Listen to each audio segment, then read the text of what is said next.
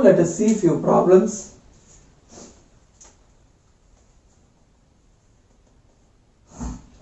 Let us check the continuity of f of x, which is defined in the form of x minus absolute of x upon x. Okay. Before going to it, here in these two definitions, what we have seen is that continuous function at a point. In a single point, at a single point, the function is becoming continuous or not. That we have seen. Okay, how to define continuous function on E, on a particular set E. Okay, it may be any subset of the domain. If it is being continuous at all points of E, if f is continuous at all points of E, then we say f is continuous on the entire set E. Okay, and in this problem, coming back to this problem, here we are asked to simply check the continuity of the function. They have not specified anything else. Okay, so we'll have to look into the function behavior clearly so that the continuity can be spoken in the entire domain. Okay, and just a minute. Before getting into this problem, let me give you a result, a theorem kind of a thing. We are not going to prove the theorem, just we are going to state the theorem since the proof is obvious. The theorem is let x and y and the set E, the function is defined as in this definition. Okay, then the theorem tells you if f is continuous at P, then f is continuous at P if and only if limit x approaches P, f of x is same as that of f of P. Okay, we are relating the limit to the continuity. Okay, continuity of a function may also be defined in this way.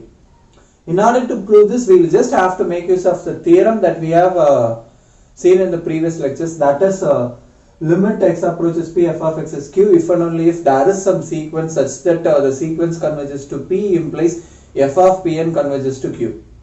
Okay, that theorem, and also the theorem related to sequence algebra of sequences. Okay, using those things we can easily establish this one. Right, this is the idea that we are going to use. Okay, while saying about the definition of a continuous function and the difference between continuity and limit, I have said that the function has to be defined at a particular point so that the continuity may be spoken at that point. Whereas the limit, for the limit, it is not the case. It has to be a limit point of the set.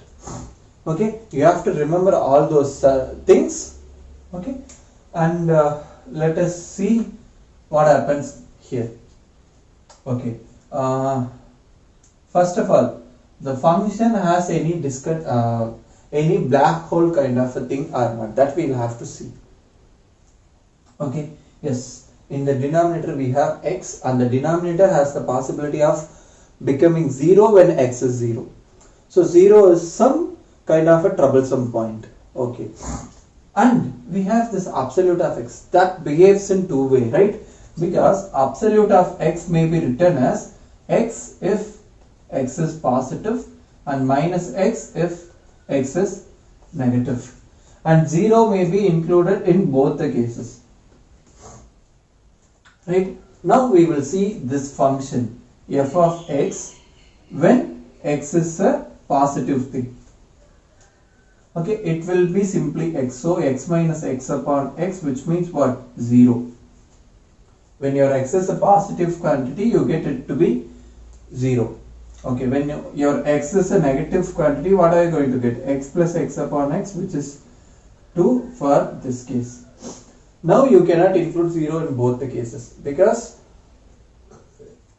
this is not going to be 0, because you will have 0 upon 0, that is some indeterminate form. Here also what you will get? some indeterminate form, right?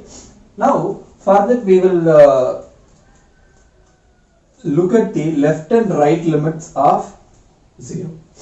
Okay, limit x approaches 0 minus and limit x approaches 0 plus.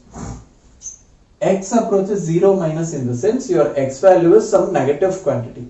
When your x is a negative quantity, your function is defined in this form. Here you will have to substitute 0 in the place of x if it is there.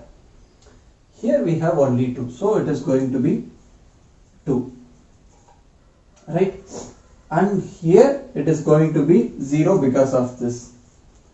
Hence, limit x approaches 0, f of x does not exist. Which means what? The function cannot be continuous at 0. The limit has to exist so that we can talk about the equality. But the limit itself is not existing. In that sense, the function cannot be continuous at the point. Okay, and what?